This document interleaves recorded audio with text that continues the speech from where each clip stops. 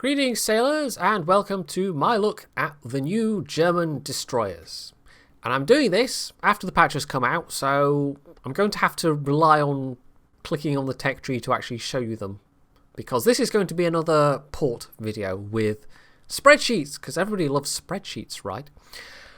The reason I'm doing it this way, again, as I did with the Japanese destroyers, is partly my fault, but it's also partly Wargaming's fault. So they're not off the hook at all this time. In fact, they're not off the hook for two reasons. The part where it's my fault is that I made the assumption that the stuff I had pre-recorded I wouldn't be able to use, and so I deleted it to save drive space. Turns out I needn't have, because as with the RN cruisers, what they did is they said, we're going to take them away from you briefly, or well, they just said, we're going to take them away from you, and we're going to make some changes, and then we'll give them back, and you'll be able to test them a bit more. Now, it turns out it was only briefly that they took them away, and the only real changes they made were to the ranges of the hydroacoustic search. From tier 6 to tier 10, you get hydro on these things in a separate slot. So that makes them, fairly unique. There's also, of course, the low yang that gets the option of hydro, but for a line of regular destroyers to have hydro gives them something new. So that was the only change they made, and it was not that big enough of a change that would have invalidated the footage I already had, but by that point I deleted it. So instead of being able to do my usual thing of here's this tier and here's this tier and here's this tier and run through the numbers while there's gameplay in the background, I don't have the footage, and I don't to re-record all of that would take longer than doing this. So instead I'm going to run through the numbers again. But the part where it's Wargaming's fault, well, okay, firstly, they didn't tell us they were only making one minor change, but then they made another change that was not minor at all, but didn't tell us about it in advance. And we didn't actually get that on the second iteration, if you like, of the preview ships that we had. That only went live with the patch coming out, and that was that they massively nerfed the ability of these things to stealth fire. Only 2 of them have the theoretical capability to stealth fire, and it's not by a lot. And now this is huge.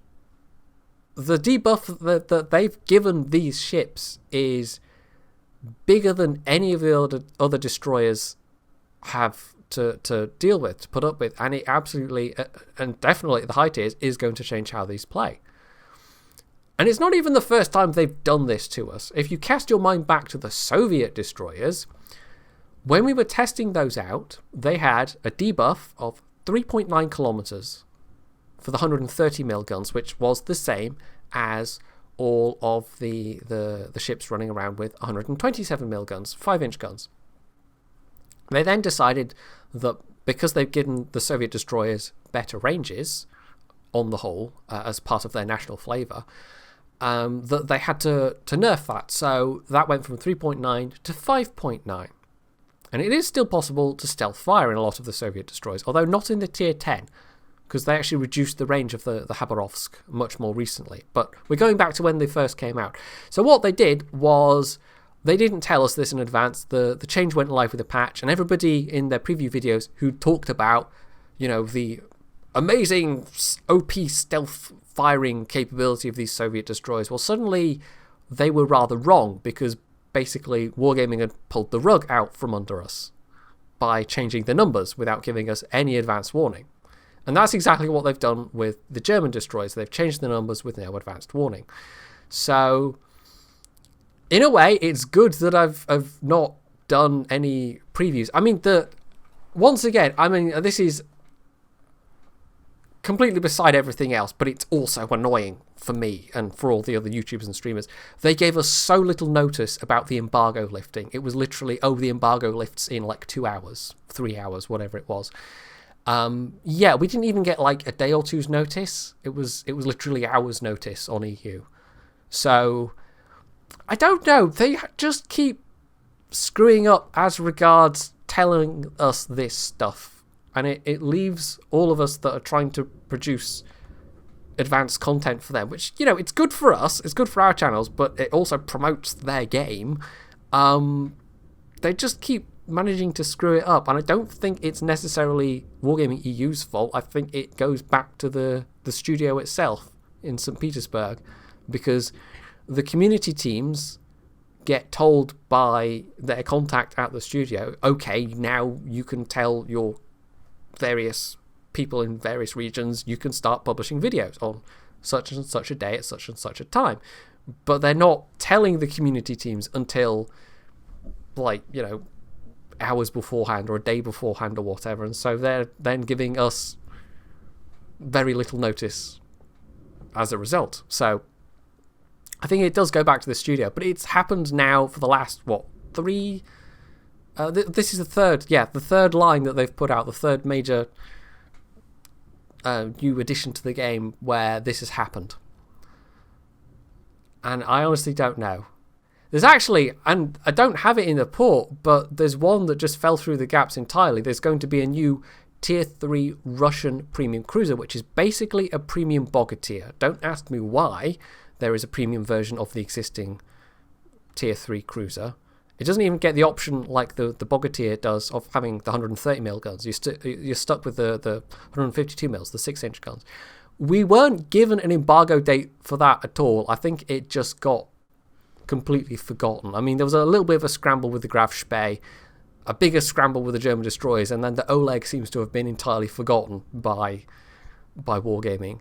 But I mean, honestly, I was going to maybe do one bit of gameplay for it, but yeah, I don't know. I mean, it's not like we even get told in advance when the patch is coming. It's just we read it, the same speculation that you read, you know, oh, the patch is coming tomorrow on NA, so therefore it'll be coming probably the next day on EU kind of thing. So therefore we know we've got, you know, 1 day left to get any footage or to have any games in ships we haven't played enough yet. So yeah, I don't know. They're just all over the place at the moment, and they're not helping themselves and they're not helping us, and it just makes them seem very disorganized. So anyway, enough preamble. Let's get on to the actual numbers. So a couple of things to mention before I go over any individual ships. Tiers 2 to Tier 5 all have 105mm guns. From Tier 6 to Tier 10, well, two, and I think it's two of those, have the option of also using... they go up at Tier 6 to 128mm. And then some of them also have the option of 150mm guns. So basically, cruiser guns. But everything I've said with the horrible debuff these things now have, well, just the 105mm have a worse debuff than the Soviet 130mm do. And of the rest of them, well, they're even worse still, but the ones that have the choice of guns get shafted even more so. And this comes down to the fact that detection ranges are entirely tied to the hull. Even if a ship can mount different guns, like say the Megami, it doesn't matter which guns you have on, it matters which hull you're using. And what they've done with the destroyers is the hull is... like the detection ranges remain the same, whatever the hull you're using. So effectively, even though you've got bigger guns, your detection range stays the same. And you might think, oh, that's quite nice, I get bigger guns, but I don't have to have a worse detection range. Well, actually, no, you do, because whatever guns you use, you get a worse detection range on those ships that can have a choice. They actually have... these all have a debuff of between 6.6 and 6.7 kilometers, which is fairly hefty for quite small guns. 128mm gunned destroyers only have a debuff of 7.3, and the ones that have the 150mm as well have a debuff of 8. So even if you choose to use the smaller guns on, I think the Tier 7 is one of those ships that gets the choice, even if you choose to use the 128mm guns, you still get hit with the worst penalty. And it's probably one of these things that comes down to just being a programming bodge. That they've just done it that way because it was the path of least resistance. And it makes sense that your surface detection would be tied to your hull size. But the firing penalty is also tied exclusively to the hull. It's got nothing to do with the guns. So you end up with this kind of, well, bodge. It is. It's a complete bodge. So having said that, let's get on to the actual numbers. So the tier 2 is obviously the first of them. Tier 2 to tier 4, you get these forward-facing launchers. I'm sure you've seen some preview footage of those already. They're rather amusing to use. The two side launchers are, or side-facing launchers are, they've got a pretty good arc as well. So between all of them, you actually get some quite nice torpedo coverage with all three of those ships that have that characteristic. If we look at the actual numbers, we can see you have the least health. You've got 105mm guns, not the smallest caliber, but you don't have a lot of them. You've only got 3 single mounts, much like the Storozhevoy, or however you pronounce that. 4-second reload, 18-second turret turn time, range 8.3 kilometers. And as for the shells, well, one thing that these do share with the cruisers in particular is that your AP is really quite good. Your HE, not so much. Now, it's not so much the fire chance, which is across the board fairly standard for a destroyer. It's not especially good, it's not especially bad. But the AP shells are really quite good. So if you get the chance to use AP shells against broadside targets, absolutely do when you're in these things, because in comparison, and this is true across all the tiers, in comparison, they're actually really quite tasty. Torpedo armament, it's 500mm torps, whatever that would be in inches, which is the biggest for its tier, hence being the most damage for its tier, which is quite nice. You've got a range of 6 kilometers. And that does mean that you can stealth fire, because, of course, 5.4 versus 6, well, 600 meters isn't a lot. You can get it up to 800 if you're using camo, and actually over a kilometer if you've got concealment expert and camo. But they are quite slow torpedoes, 49 knots, so they're not going anywhere particularly quickly. However, having those comparatively high damage torps at this tier, it could be very, very useful on occasion. Speed, 36 knots, which is actually the best for its tier. It's got a very good turn radius of 440 meters with a rudder shift of 2.1, so it's quite a nippy little beast. And with those reasonably good detection ranges, I mean, the base detection is actually the best for its tier. I think the tier 2 might be one of those machines that, just because of the torpedo armament layout and all the other characteristics, might end up being quite popular, potentially. Now on to this number here, and I'll explain this a little bit. I completely screwed this up when I was talking about the Japanese destroyers.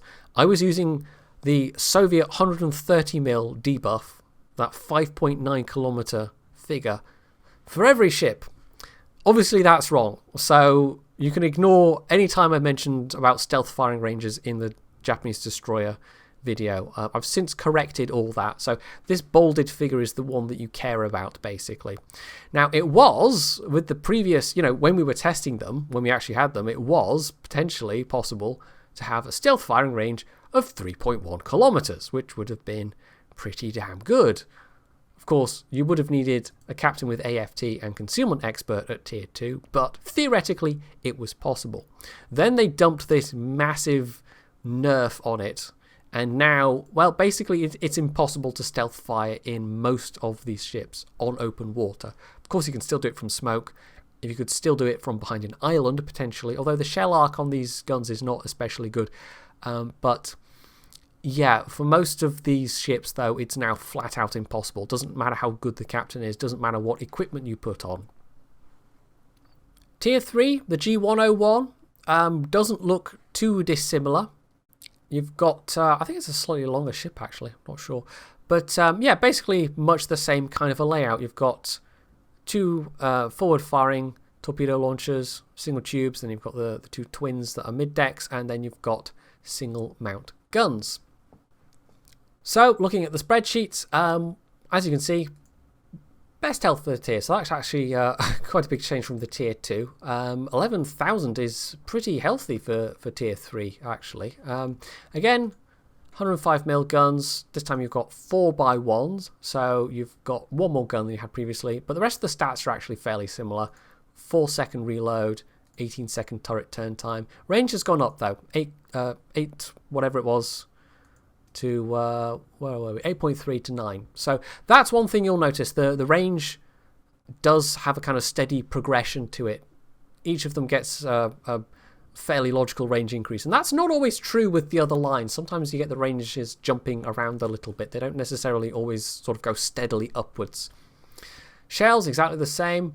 Torpedoes, again the 500 mils, again the same damage, but again more range. And that is also true with the torpedoes. You also get this steady progression, and you'll probably notice it more with the torpedoes. In fact, every tier you go up, you have basically more range, better speed. Not necessarily always better damage though. And even though a lot of them have a torpedo upgrade, and basically it's a straight upgrade. It's not like some ships where you might pick one lot of torpedoes over another lot. You know, one lot might have better range, but the other lot is faster and does more damage, for instance. That's not the case with the German destroyers. The torpedoes are always a straight upgrade, and you should always upgrade those torps. Speed has actually gotten a little bit worse. 33.5. That's actually 5 knots. 5 knots slower? No. 0.5 knots slower than anything else. Not a huge difference, but it is a difference. It's also got the joint worst turning radius, but 520 meters is still pretty tight. So in theory, the maneuverability of the tier 3 isn't that good, but in practice, it's probably not enough of a difference to be significant. It's not like, say, playing the Samson at tier 2, where it's a painfully slow 29 knots. So yeah, 33.5 is still okay. Surface detection 6.7 with a best possible concealment of 5.8. And once upon a time, this did have 1.8 in testing, but okay, now minus 1.65. It's, yeah. So again, you cannot stealth fire, and I probably shouldn't just say that every time, because I've said at this point that there's only 2 that can, so I'll point out the ones that can when I get to them. Tier 4, V170, and the last of the meme boats, I guess we could call them, the ones with the forward-firing launchers. And it's not bad. I mean, the low tiers are all not bad, to be honest. Tier 5 is kind of the only real true stinker of the line, although there are some others that are a bit lackluster. But yeah, the tier 5 I really didn't like that much, but we'll come to that.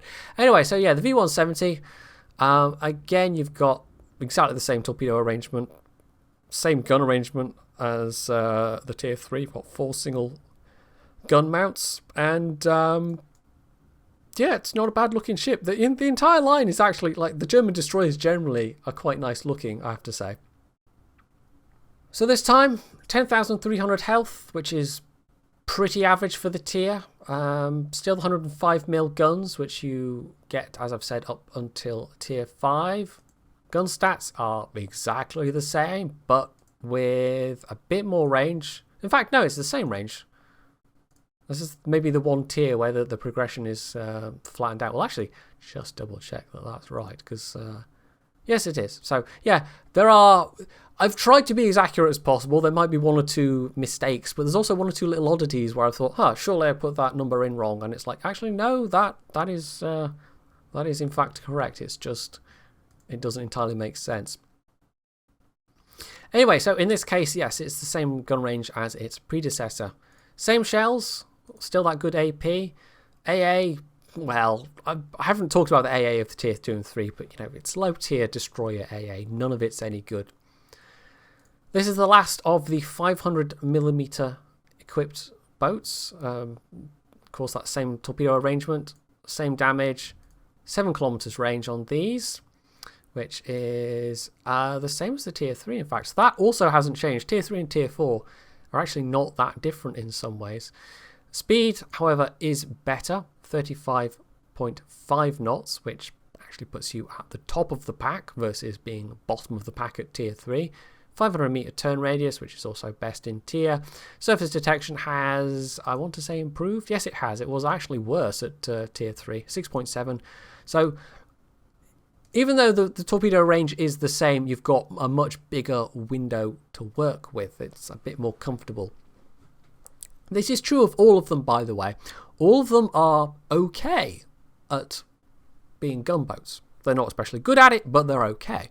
All of them are capable of making stealth torpedo drops. They don't have especially a big window to make those stealth torpedo drops, but they can.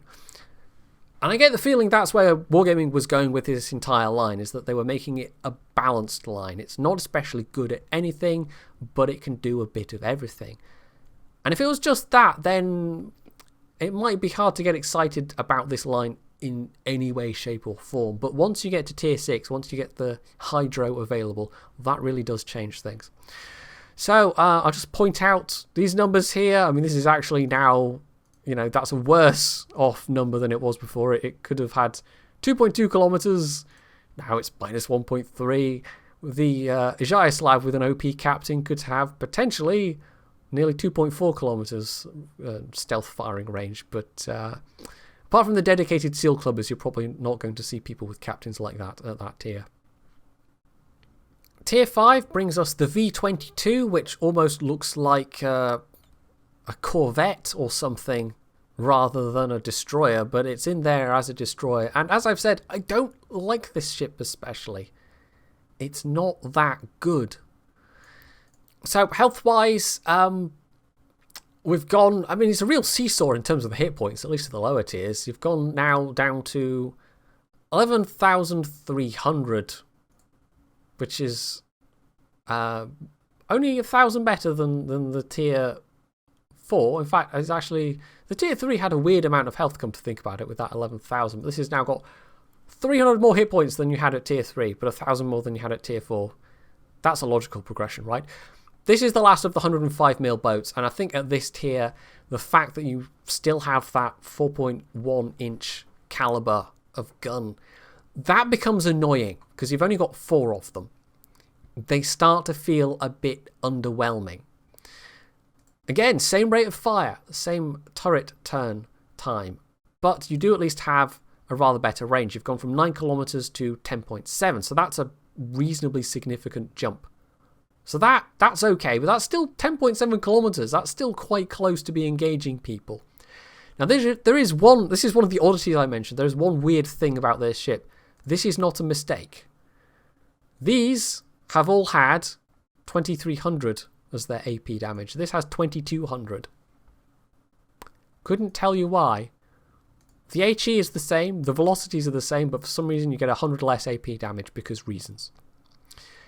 The AA, well, at tier 5, that starts to maybe become worth mentioning. For a tier 5 destroyer, it's not bad, actually. It's got the best outer envelope, almost. Actually, the Nicholas does, at 5 kilometers. I've just seen that number. But 4.5 is, well, we'll call it second best, because that's what it is. You've also got the best DPS overall, but it's still a destroyer. These are still destroyer guns. You're not going to shoot down many planes with these. So I point it out because, the numbers, the AA on some of them is actually pretty decent, but it's decent in terms of being a destroyer. So don't get too excited by it. There is one big upgrade from this for this ship from the last tier. It gets bigger torpedoes. So you've got 2 triple launchers, which can put out these bigger torpedoes, which do 13,700 damage each, 7.5 kilometers range. Again, not much of a stealth firing gap, but it does exist. The speed's jumped by a couple of knots, which is nice. The reload's not too bad, and the detection range has also jumped, but still 1.3 is not too bad at all. Now, torpedo range and the torpedo range, it does beat a lot of the other tiers, a lot of the other nations, but damage-wise, they always seem to lag behind a bit, and when the higher tiers especially are running around with the very high damage torpedoes, these never really progress that far in terms of their damage. So the torpedoes I would class on the German destroyers at best as being usable and useful, but you're never going to threaten somebody as you will, say, in a high-tier Japanese destroyer, or even the high-tier Soviet and American destroyers can be fairly dangerous. But the speeds are going to keep getting better, and the ranges are going to keep getting better.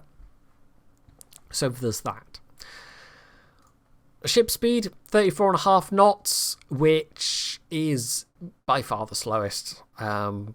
It's actually slower than the Tier 4. This is one of the reasons why I didn't like it very much.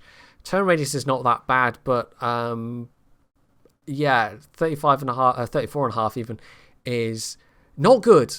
You can't run away from any other destroyer. There are cruisers that can almost catch up to you. So that is a major strike against the T-22. It is lackluster firepower. It doesn't have a good turn of speed at all. And it's just, I don't know, it's also not particularly stealthy, like 7 kilometers.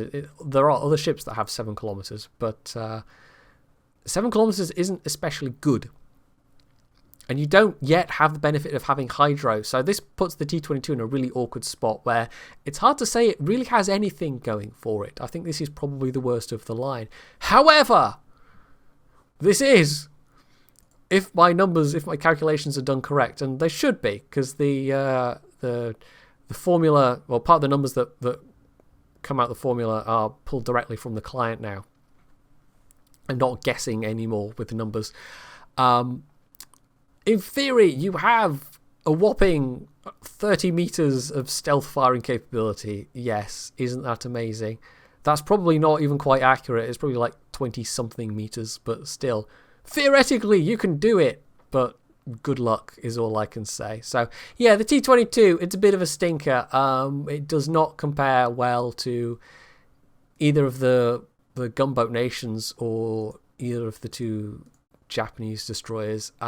It just seems to be outclassed in pretty much most ways. I think your best bet when playing the T-22 is to avoid getting into any kind of gunfire engagement. Get camo on it. I mean, if you've got a concealment expert, captain, and camo, 6.1's actually not bad. But, you know, for reference, that's the same as the Gnevny and the Gremiashi, so it's not like that's particularly good at this tier. But that would give you a almost 1.5 kilometers to stealth drop torpedoes. It's just you would have to be very wary about running into other destroyers. So yeah, that one is going to be an awkward spot. It definitely is. Tier 6, and this is the first of the ships with a proper name. A couple of them do, not all of them do, but this one does. This is the Ernst Gaede, which I probably said completely wrong, but that's my best attempt at it. So this is the first of the ships with hydro. It's also the first of the ships to get a premium camo, and what I'll do is I will flash that up on the screen. I actually took a screenshot of all of them with the premium camo on. I don't know if that's going to be the same now they've gone live, but I can't check without buying the ships and then looking up what the premium camo is. You can't see that without actually owning the ship. So yeah, this is where it gets better. It really does, especially after the tier 5, because the tier 5 is just not good at all. So this is actually one of the ships with the gun options. Apparently I thought it was the tier 7 was the first of those, but I was wrong. So you've got 128mm guns, or you've got 150mm guns. Now, this is going to be a bit awkward because not all of the ships have the 150mm, and the temptation is, ooh, bigger guns.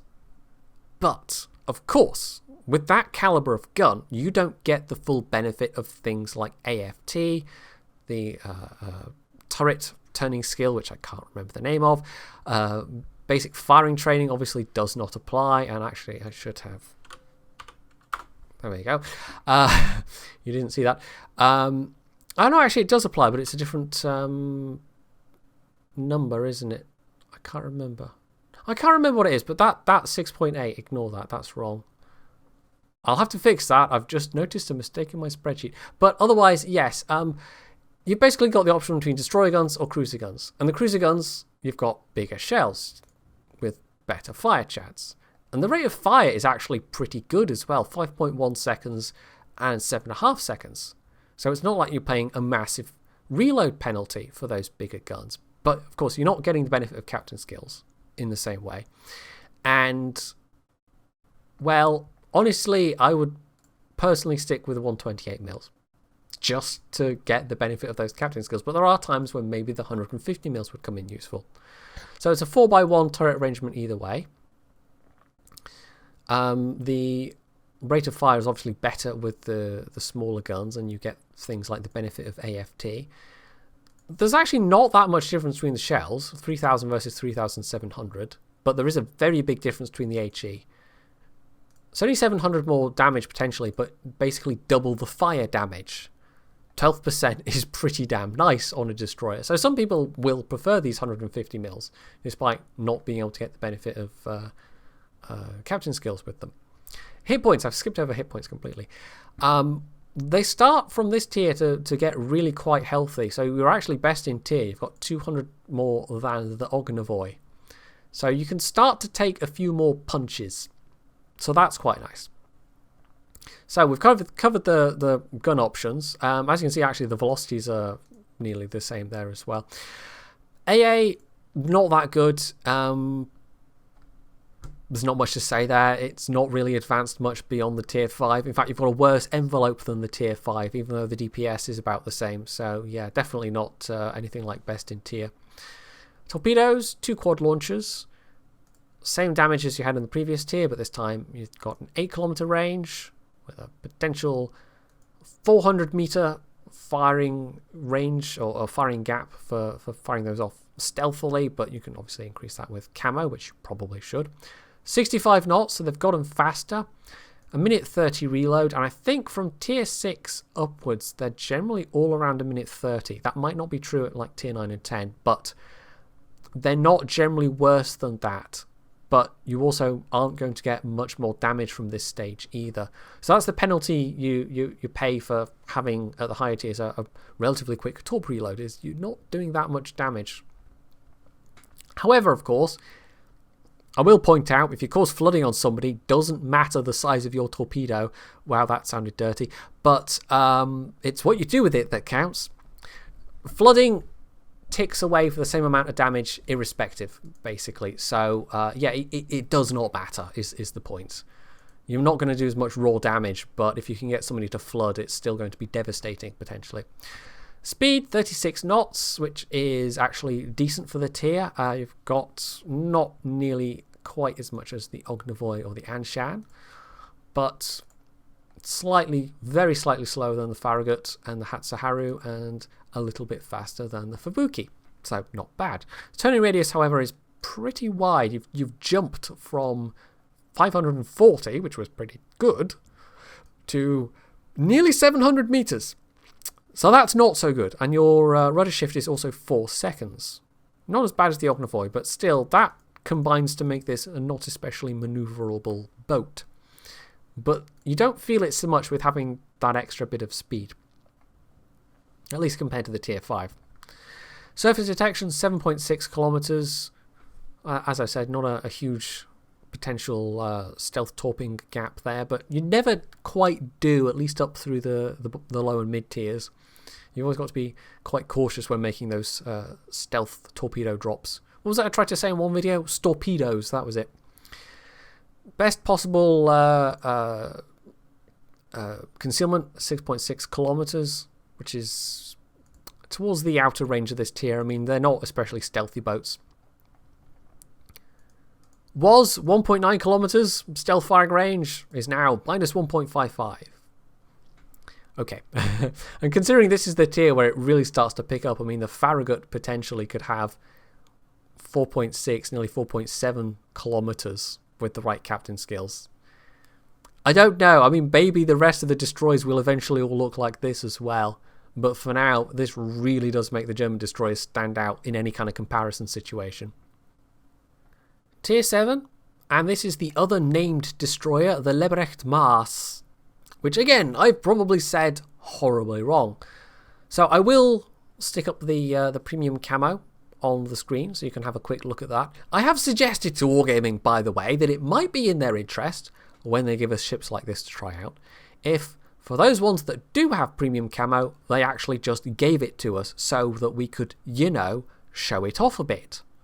Show what it looks like. But we'll see if anything comes to pass from that. Who knows?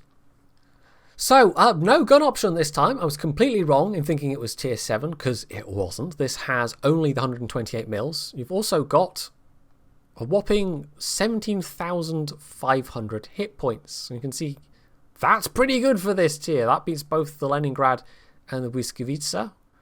And of the regular ships, well, that's a good 3,000, in fact more than 3,000 ahead of the Mayhan. So once you get past tier 6, your hit points really do start to get quite a lot better. So you've picked up an extra gun. You've got 5 single mounts. Again, 4-second reload. Actually a worse turret traverse. It goes up to 22.5, and I think that's true for at least some of the rest of the higher tiers. Range 10.8, so that isn't much of an increase. In fact, that's a slight decrease. I hope that's correct. Let's do a quick check because we're here and why not? Yes, 10.8. So it's actually a 100-meter decrease from the previous tier. But I don't know, Wargaming sometimes does this. They'll make these little tweaks because reasons, and it's not entirely clear why. So, as with the previous tier, with the 128s, you've got 3,000 AP, potential citadel damage, 1,500 with the HE, 6% fire chance. I mean, the 3,000, even without the 15-centimeter guns, that 3,000 really does stand out from the rest. Previously, it was the Soviet destroyers that had the best AP, but no, now it's the Germans. AA has improved a bit, but nothing special. You've got a max envelope of 3.5 kilometers. There are definitely better ships around. The DPS is not bad, but it's not especially good for this tier either. It's just kind of... Well, actually, no, having said that, it's towards the top end. It might even be joint best with the Sims, but the Sims has got a better range on those AA guns. So, yeah, you're not going to shoot down a lot of planes with that. Again, a quad launcher. You've gone up to 14,400 damage on those torps, which is the same as the Błyskawica, as we can see. 8.5 kilometers, that's increased. Speed has increased, 65 kilometers. Same reload time of 1 minute 30. And I think the torpedo range is the same. I think most of them are a 1.3 from this... no, 1.4 from tier 8 upwards. Which is still not bad, actually. I mean, it's not the best, but it's not bad. The Japanese get worse off with those. So tier 7 is a bit of a funny tier to be talking about maximum speed, because 37 knots is not bad. But you've got some pretty fast ships. It's from this point forwards that the Soviet ships start to really pick up speed. So you've got the Kiev and the Leningrad, which are both blisteringly fast. You've also got the Błyskawica, which is no slouch, and the Sims, which is only slightly behind that. So all the regular ships, apart from the Kiev... well, actually, having said that, the Akatsuki's not bad either, 38. So 37's not bad, but it's not the fastest. In fact, it's probably a little below average for this tier. You'll comfortably overtake a Shiratsu and a Mayhan, but everything else is going to slightly leave you in the dust. Would you say that on the water? What would you say? What would be a good naval equivalent for that particular idiom? I don't know. They're going to leave you in the foam. Doesn't really work, does it? So 640 meters turning radius, which is somewhere in the middle. That's not bad, but your rudder shift time 4.2. That's a little on the long side. Again, not as bad as the Soviets, but worse than the rest. So yeah, the responsiveness of these, they're not as nimble. Definitely not as nimble as some of the other boats, but at least they're not as slow as some of the other boats either. Surface detection 7.7, which is a bit of a jump. Actually, no, it's not.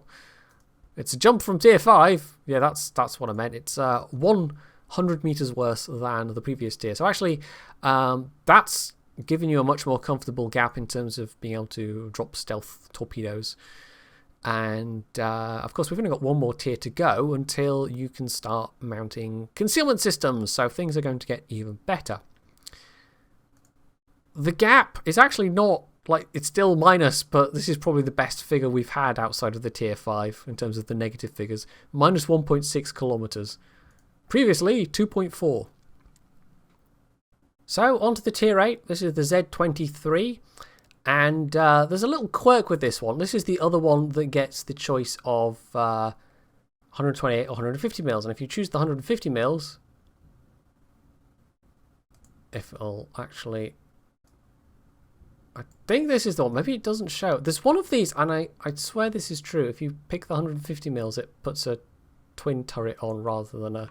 Was that the tier 6? Did I miss that? No. I swear it's this one. Yeah, it is this one. You've got it on the spreadsheet. It says right there. So, yes, one of those turrets becomes a twin mount turret if you take the 150 mils, but it doesn't show on the preview on the tech tree.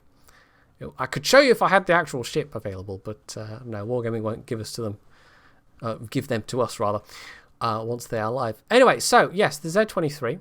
We'll have a quick look at the premium camo, and you can see what this thing looks like with its clothes on, as it were. And so if we go on to the stats, well, once again, I've done separate columns for both guns. So tier 8 is obviously where you can put a concealment system on for the first time, and you get a bigger range of equipment. But yeah, there are some other oddities. I mean, we've gone from 17,500 at tier 7 to 13,500 at tier 8. There's not so much a progression with the hit points. The hit points are a bit all over the place, to be quite honest. In fact, once again, I'm just going to double check that that's true. No, apparently I've goofed with the hit points column. Apparently it's 19,500. So, yeah, whoops, that didn't happen. So, as I was saying merely a moment ago, it is in fact 19,500 hit points, and I never said anything different, and you can't prove it. So, yes, the perils of sitting down and recording all this live, as it were. So, with the 128 mils, you've got 4 single mount guns, but if you choose the 150 mils, you get an extra gun, essentially. You get that front turret becoming a twin mount turret. So you get that extra bit of firepower if you choose that option. The reload, again, there's not that much of a penalty for choosing the bigger guns. Your turret turn time is the same either way, which is quite nice. But you obviously, once again, don't get the benefit of those captain skills that benefit various things. Guns under a caliber of 139 millimeters. So you do pay that penalty. And that's probably the most awkward thing. If you're moving your captain up through the tiers and you've spec'd out for things that'll help, like AFT and BFT, then they're not nearly as much help if you have those 150mm guns. But you might feel they're worth it. As with the tier 6, I mean, the shells are basically the same. It's the same difference, as it were. The fire chance is probably the by far the biggest change between them. AA, not that good. Still only 3.5 maximum envelope. Also, obviously, without the benefit of AFT. When you consider at this tier that the Akizuki has got really good AA, basically better than the tier 10 destroyers AA, then everything else just pales a bit by comparison. But even if that wasn't there, it's still not that good for its tier. Not that good at all. Torpedoes, you've got 14,400 again with the 553mm torpedoes in the 2 quad mounts, which is actually quite similar to the Tashkent, but even though that has, the Tashkent's the first one that actually gets a good range, because up till tier 7 you've got 4 kilometers on the Soviet destroyers, but they're slow. These have got a better range, and they're actually comparatively fast, 66 knots, so that's not too shabby. So yeah, the torpedoes are fairly usable on this thing. Speed-wise, 37 knots, which is, I think, the same as the previous tier, so it's not that different. Your turn radius has jumped a bit, though, 40 meters, so that's not quite as good as it was. But, yeah, 37 is actually slightly comparatively better at this tier. The Akizuki, of course, is a very slow 33 knots. The Kagero is only 35. The Benson and the Tashkent obviously both beat you, but there's not like other premium destroyers that are whizzing along at the same rate. I'm not quite sure why I haven't got the stats for the low yang there. In fact, I'm not even sure the low yang stats are entirely correct, because I've not been able to check with... I think I said this at the start. I've not been able to check all the premiums with Thingy, with the mod that lets you check premiums. But I think that's basically going to be the same as the Benson, isn't it? That's going to be 38 kilometers probably. 38 knots. I keep making that mistake, don't I? Surface detection has gone up slightly to 7.9, but because your torp range has jumped up to 9.5, the ability to do stealth torpedo drops as you go up the tiers gets comparatively better and better, basically. And of course, now you can mount a concealment system. So with your best concealment build, with a captain, with the camo, with concealment system, you could get that down to a pretty healthy 6.2. So that would give you quite a lot of range to play with in terms of the torpedoes. So they get better at being torpedo boats as you go up the tiers. Hydro, and I probably should have pointed this from tier 6 actually. I've not put the ranges in for the hydro. But from tier... Well, I didn't for tier 6 anyway, but it's 4.2 kilometers surface detection for tier 7. For tier 8, it jumps to 4.4. Now it's nearly 4.7. So the hydro ranges creep up as you go along. And these were higher when we were testing them, but not that much higher. They didn't hit them that hard with the Nerf bat in comparison to what they did to the stealth firing. Now this one's interesting because we've now got that jump to your potential... I'm looking at tier 9 now. Were we looking at tier 9? I've confused myself. No, yes, we're on the tier 8. We're on the tier 8, for goodness sake. Yes, the gap is actually not comparatively as bad as it's been at some tiers. I think was it tier 3, tier 4? Yeah, you're back to round about that, but that's now because you've got the concealment system available. If you didn't have concealment system, that obviously would be way worse. Did I mention the gun range? I think I did actually. Yeah, we did. So... yes, it's the same as it is at tier 8. Tier 9 and the Z46. Once again, the premium camo shall appear on screen as if by magic. And maybe also editing. This time round, you've got twin mount turrets. This is one of the 128mm only gun boats. And I think the tier 10 is as well. So it really is only tier 6 and tier 8. Which actually, come to think of it, would have been fairly easy to remember if I'd bothered to get it in my head, because, you know, they're both even numbered. So, maximum health, 19,900, which is pretty good. Better than the Udaloy gets. Rather better than either the Fletcher or the Yugumo. 128mm guns, 3 twin mounts, as I've said. Still a 4-second reload. Turret turn is actually, I think this is the first big dramatic increase. You've gone from, what was it, 22.5 for the previous 2 tiers.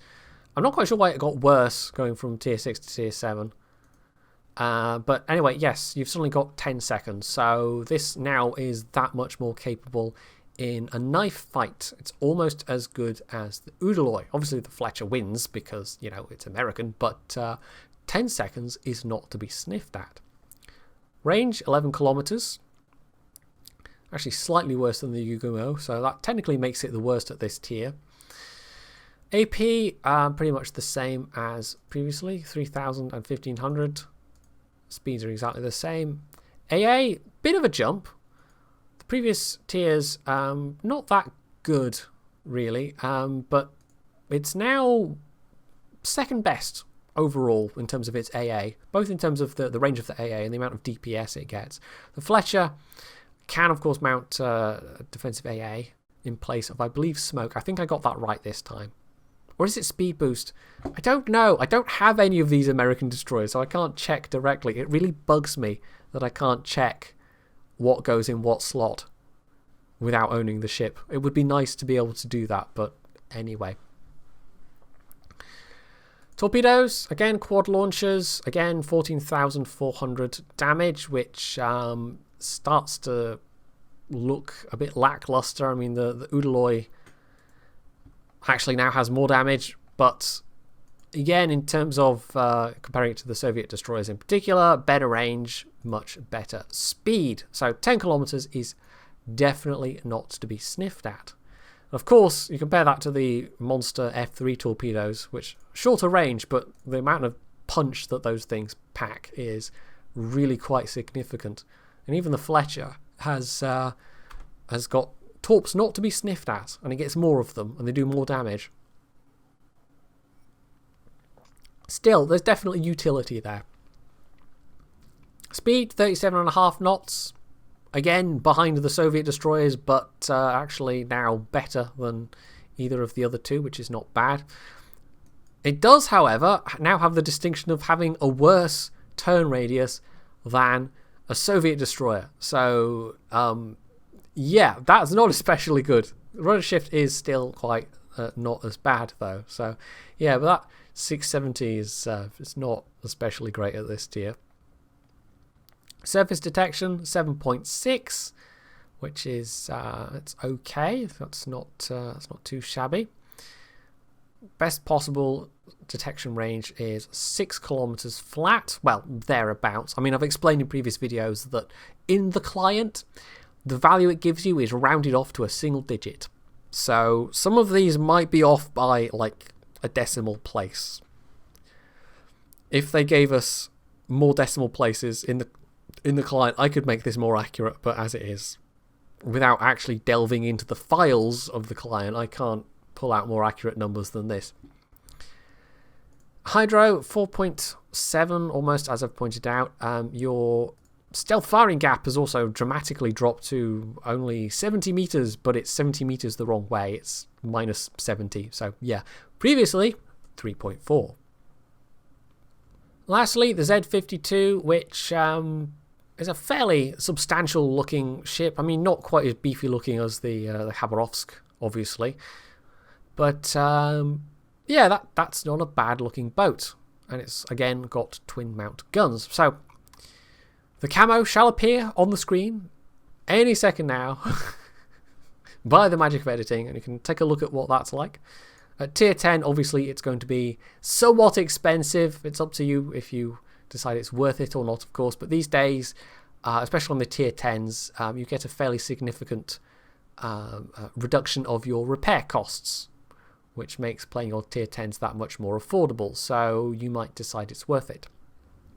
So this is the one I had really barely any playtime with. I didn't even mention that, but they did it this time round. Well, at least when we had them initially, they did it as they've done before, with us having to play through them one by one to unlock the ones that come after. And I got to tier 9. They'd all worked perfectly before that.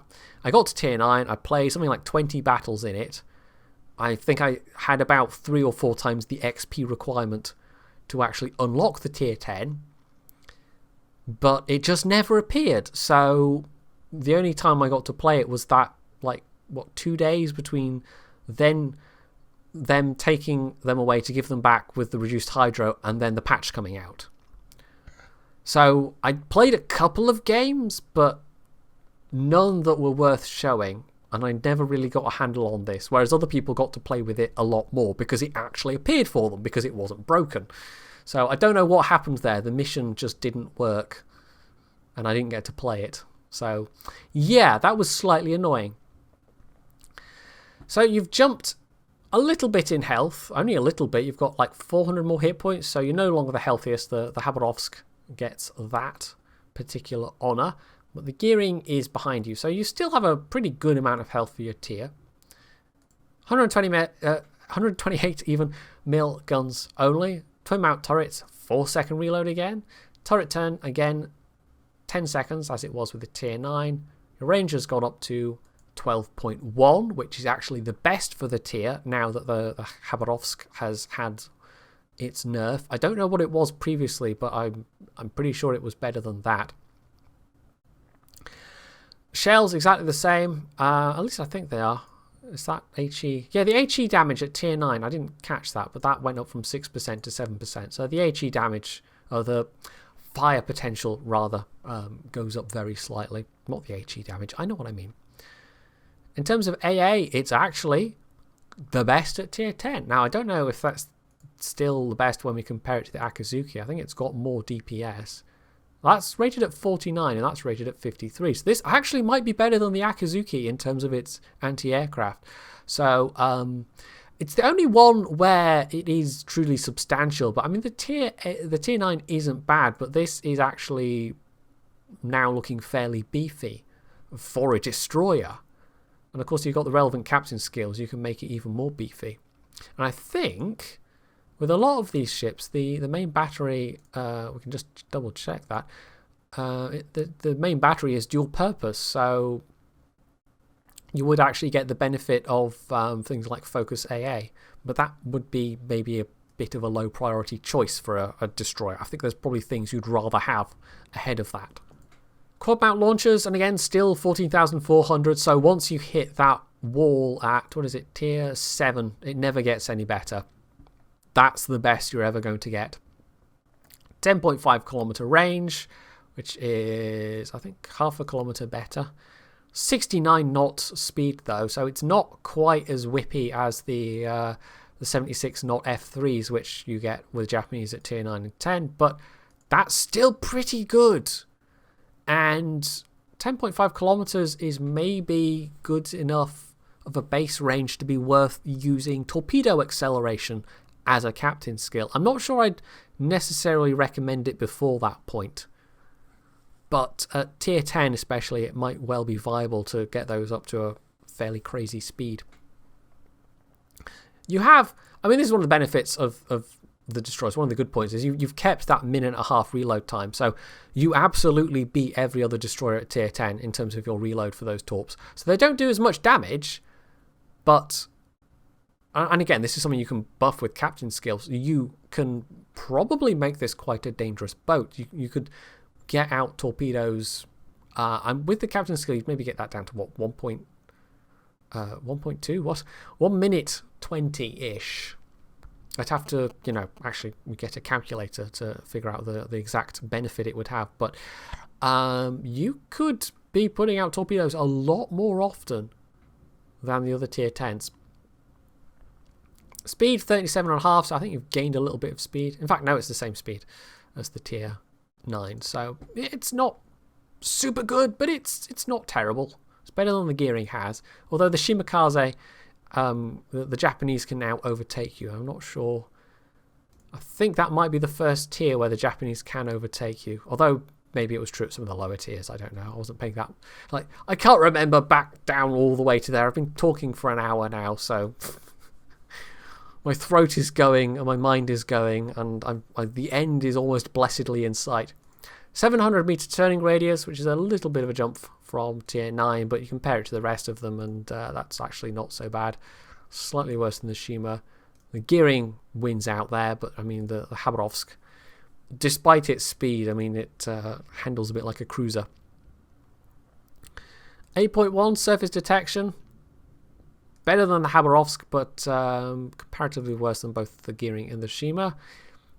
Best possible concealment is 6.4 kilometers. Your hydro goes out now to 4.9. It used to be, when we were testing it previously, it was something like 5.2, 5.3, something like that. So they've shaved off a couple of 100 meters. It's still perfectly usable though. You've just got to be a little bit closer. And well, this did have a pretty monstrous stealth firing capability, but that's all gone now.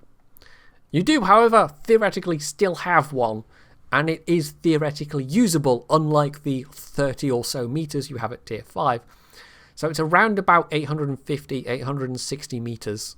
So a little bit less than a kilometer. You could potentially stealth fire with this thing, but you'd have to be extraordinarily careful about keeping those ranges exactly right.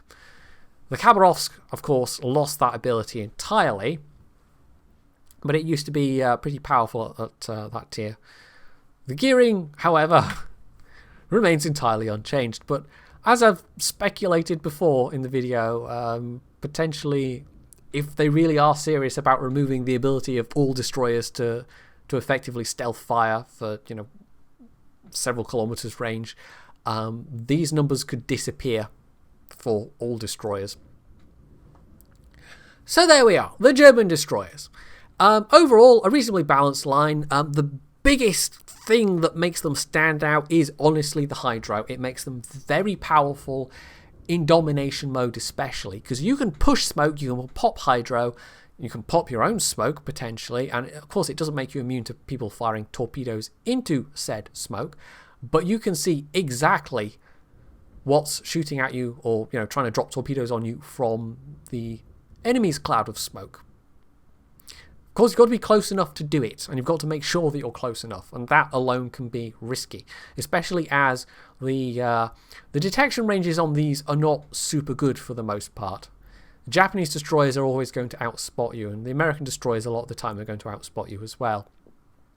But if you can see a cloud of smoke, if you know you can get up to it without being spotted yourself, well, at that point the hydro becomes super powerful, and it is going to change the dynamic of the domination game mode, I suspect, as more of these things start to appear. The loss of the stealth firing ability, though, that's going to put off a lot of the more serious players of warships. Because, well, the ability to do that, especially at the higher tiers, is very, very powerful.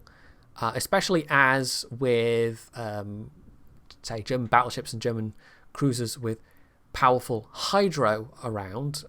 Torping is a bit harder these days. You're not going to see 20-kilometer torp walls as you would in the old days, and you can't make those torp walls with the German destroyers either. So the fact that you actually kind of do have to rely on torpedoes if you want to stay concealed or using smoke, it does change the potential of these ships, definitely. And so, as I say, for a lot of more serious players, that's possibly going to put them off. A lot of people, when the Khabarovsk lost its ability to stealth fire, declared that ship to be dead, and of course it's not quite. But I'm sure a lot of people that were merrily sailing around stealth firing in that don't take it out nearly quite so often these days. So there we are, the German destroyers. A fairly balanced line overall. Personally, I fairly enjoyed them, but of course, well, I didn't have the full benefit of a concealment expert captain at any point when I was playing these, and of course, I didn't have enough time really with the higher tiers.